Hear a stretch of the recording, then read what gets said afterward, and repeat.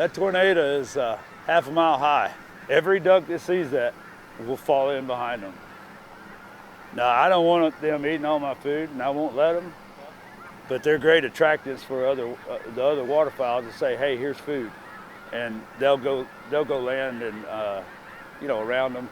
And once the ducks find it, again, it just more ducks see other ducks more than ducks. Then I wish the geese didn't fly off, but there's your mallards following your snow geese in from way up there. That's what I was talking about. Those tornadoes cause other ducks to see them from miles and miles away.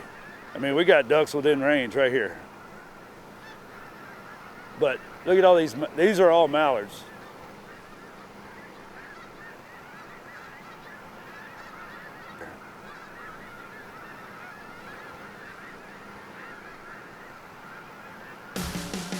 When he first told me he was gonna buy an island, I thought he was crazy.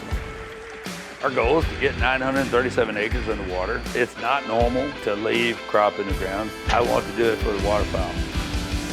I think it'd just benefit generations to come.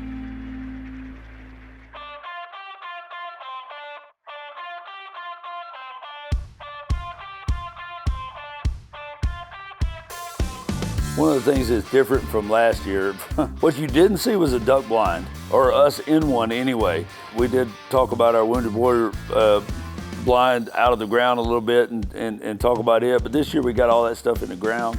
We got our Connex trailer duck blinds built out of hay bales. That's definitely gonna be a little bit different than what we had last year. Being able to hunt in the blind and get under cover and have the camaraderie in the blind, be able to cook breakfast in the blind, things like that we just haven't been able to do before. Whoever ends up coming here, I certainly want it to be an easier hunt for them to where they can relax. We got my longtime buddies. Well, first we'll start with Brian Wright, President, CEO of Thor Boats. Without question, I think the best duck boat on the market. Brian is like me. We can't half-ass anything. Then we have several guys who grew up with, Johnny Davis, Jason Hudson, Dr. Hudson, lifelong friends, love them to death. Trey Teague, he and I graduated Knoxville together, former NFL center. One of the only other guys I know in the NFL that got a wildlife and fisheries degree. Also have my son, Ruste Via, and Riley Robertson helping us call. Then we had some guests here, Dan and Reed Isbell, along with Jacob Davis, songwriters in Nashville, and these guys are great. We were happy to be able to have them down as guests this year to go hunt with us during this week. And I think they got to see some things they've never been able to see before.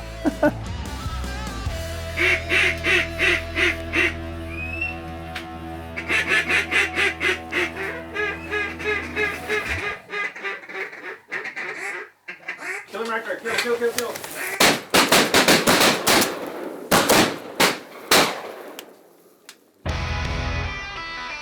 Well, since I like to eat, breakfast in the blind is amazing.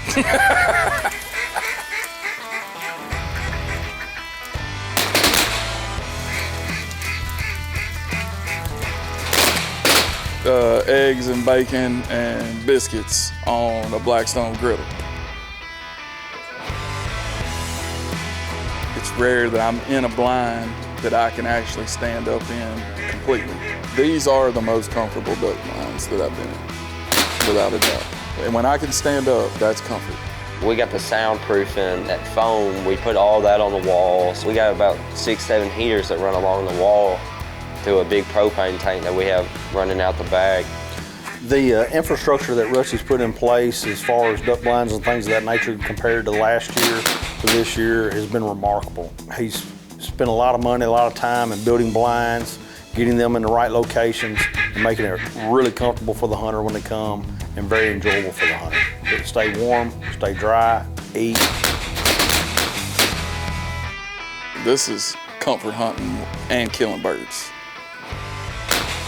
The blinds are set up with everything anybody would want. Griddles to cook breakfast, lunch, dinner, whatever you want to eat. You sit back there and keep watching the ducks come in. Got some of the best setups for duck hunting that I think I've ever seen. It's basically like you're at home, but you're out there shooting ducks, you know. Killing ducks. All right, we're 13 guys. 14 guys in the blind hunting. First time we hunted the blind all year. Always have our little issues with being the first time that you hunt it, but I don't know. We've killed over 50, maybe bordering on 60. We got a few more to pick up, so but it's not been too bad for the first day. Pretty proud of it.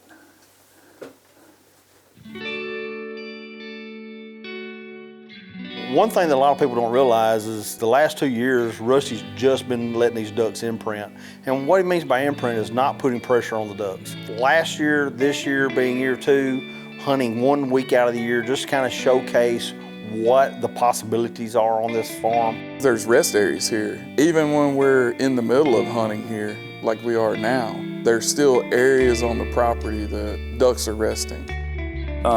We just want the ducks to be able to come in here and feed, not be bothered. They're not getting disturbed to a point where we're forcing them to leave. We have to have some social media content. So we end up putting out some videos, and we do some hunting for a couple weeks at the end of January every year. It's really not even 2 weeks. We do 1 week of hunting, and we do the juvenile and the veteran hunts. We have our year's worth of social media and filming done pretty much in 1 week. Outside of that, we leave these ducks alone from basically the 1st of December, the last weekend of January, or the last week of January, we leave them alone and let them imprint on this property.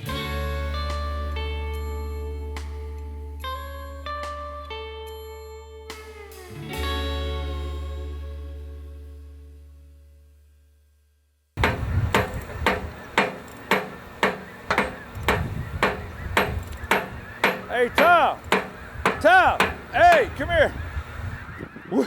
Which engine did we check the coolant level in a while ago? That one? Yes. This one just shut down for low coolant. I guess we need to.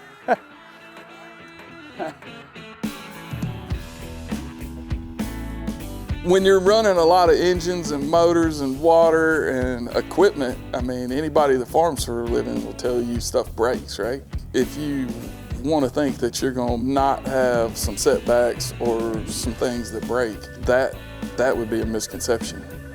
You name it, and it can just about happen when you're running a farm of this magnitude with this many moving parts associated with it. It's just something on a daily basis that's always going on.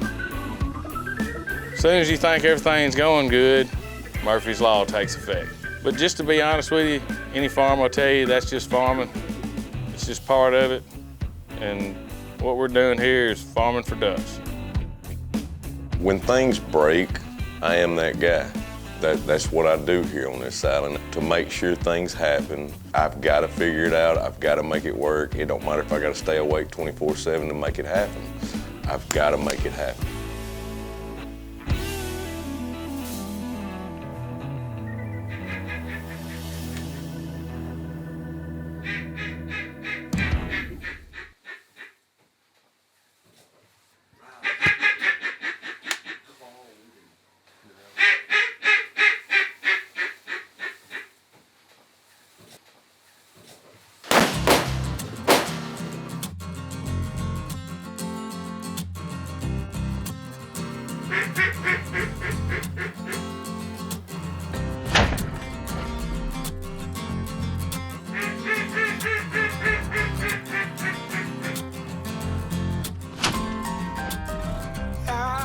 Working like a dog, day and night, trying to finish up this job, do it right.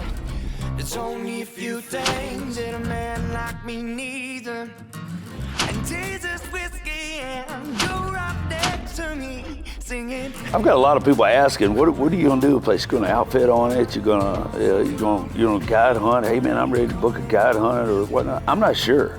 My biggest goal right now is to make sure these ducks are imprinting on this farm. If we can get them to imprint, then we have a lot of options as far as what we want to do in the future. So the biggest goal right now for me is to make sure that we can get our crop in coming this coming year, that we have the food here to feed the amount of ducks that are going to show up, and that we have the water, the ability to put the amount of water that they need to be able to eat that food and do so undisturbed. We'll leave water on the farm until there's either no food left or March 15th, whichever comes later. Last year we were able to get the water off the farm by March 15th, crop fully planted by April 15th.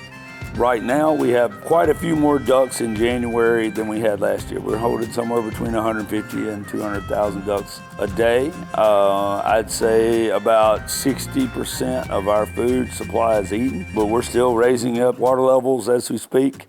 Luckily, because Mississippi River finally came up, I'm putting the best product I know to put on the ground for the ducks, to be able to get them all the way south and all the way back north, as healthy as they can be. So if there's anything that you can count on, we're not going to half-ass two things. We're going to whole-ass something, and this is our something. I'm going home.